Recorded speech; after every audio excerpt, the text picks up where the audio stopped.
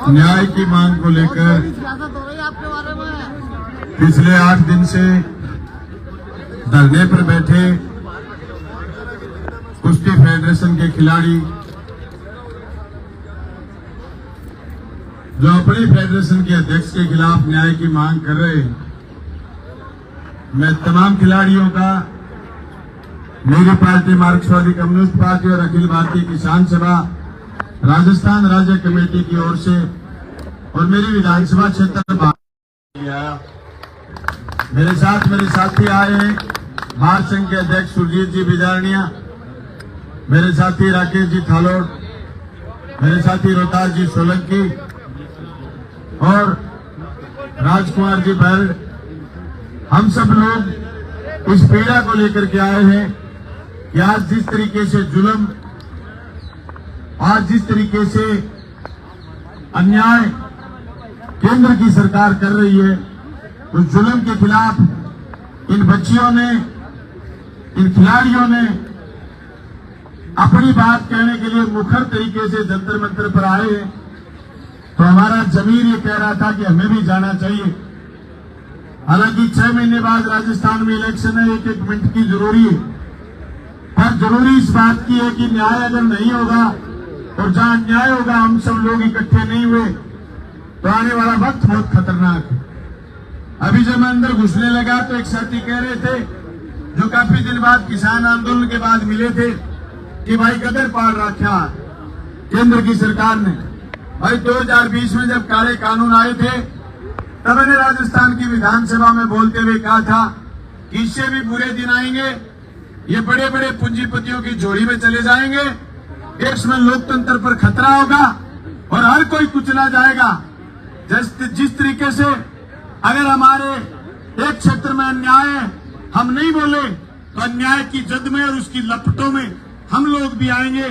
इसलिए ये पहलवान जिनके गोल्ड मेडल लाने पर पूरा देश, जिनका गौरव से सीना चौड़ा हो गया था, और यही हुकूमत कह रही थी कि देखो ये हमारी डॉलर है, ये हमारे लोग हैं जिन्होंने देश को गोल्ड मेडल दिलवाया है।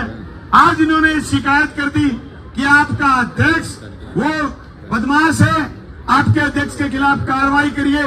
तो केंद्र की सरकार जांच से इनकार कर रही है। इन्होंने तय कर रखा है कि जिस पर आरोप लगेगा ये उसको तवज्जो ज्यादा देंगे। पता नहीं इनके कौन कौन से हथियार हैं, आप सोच नहीं सकते। उन हथियारों से ये पहले इस लड़ाई को बदनाम करने की कोशिश करेंगे। लेकिन मैं आपको विश्वास दिलाना चाह रहा हूं, मैं उसी 2020 की जो मैंने राजस्थान की विधानसभा में बात रखी थी कि काले कानून आएंगे, लेकिन किसान आपके काले कानूनों के खिलाफ लड़ेगा, आपके कानून भी वापिस होंगे। आज मैं खिलाड़ी साथियों से कहना चाहता हूं, देश का किसान आपके साथ है, किसान कौम आपके साथ है। मोदी सरकार को झुकाएंगे और ये ब्रजभूषण जेल जाएगा, ये जेल की सड़कों के पीछे जाएगा। जिन्होंने अन्याय करा है उस अन्याय के सारे दरवाजे बंद हो जाएंगे, ये शिक्षकों के पीछे जाएंगे। इनको इस बात का एहसास हो गया कि तुम खुदा हो। मैं कहना चाहता हूं भारत सरकार से, ना तुम खुदा हो और ना तुम बादशाह हो। ये देश लोकतंत्र का है, या लोकतंत्र चलेगा, आपकी तानाशाही नहीं चलेगी। मेरे हिंदुस्तान का नहीं, दुनिया का इतिहास है, जहां तानाशाह पैदा हुए वहां लड़ने वाले लोग भी पैदा हुए। कभी किसान के रूप में, किसी जवान के रूप में, कभी बजरंग पहलवान के रूप में, कभी विनेश के रूप में लोग पैदा हुए हैं।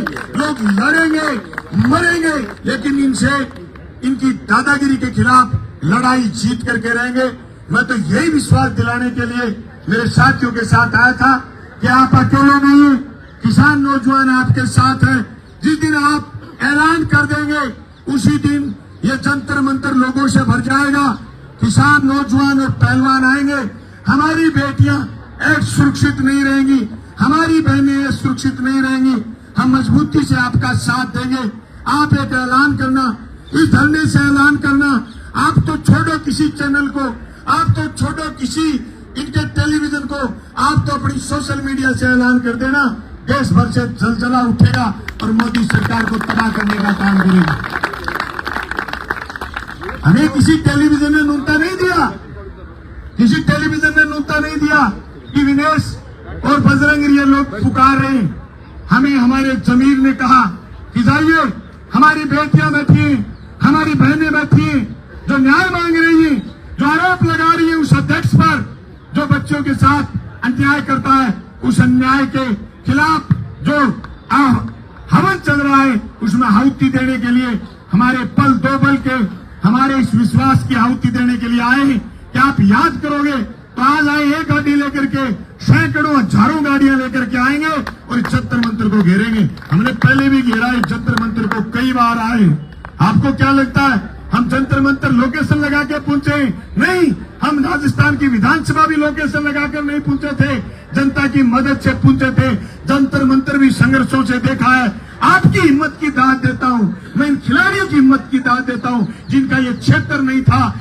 ये केंद्र की सरकार कमजोर है। जिन बच्चों को और मेडल लाने चाहिए थे वो आज न्याय की गुहार कर रहे हैं। ये नाबालिग बच्चियां न्याय की गुहार कर रही है। डूब के मर जाना चाहिए मोदी सरकार को और मोदी के उस अध्यक्ष को जिस पर आरोप लगे। अरे अगर वो सही है तो पहले आरोपों पर इस्तीफा देता और फिर आकर के यहाँ करके कहता कि मेरी जांच कराओ, अगर मैं दोषी हूं तो फांसी लटकाओ। पोस्को एक्ट क्या कहता है? जिस दिन निर्भया कांड हुआ था तो ये कहा था कि पोस्को एक्ट में इतनी जल्दी कार्रवाई होनी चाहिए कि लोगों को विश्वास हो कि देश में न्याय है, देश में कॉन्स्टिट्यूशन है, देश में संविधान है। पोस्को एक्ट में FIR दर्ज है, लेकिन मोदी की सरकार गायब है। दोस्तों, इस अन्याय के खिलाफ हम सब लोग मिलकर के लड़ेंगे।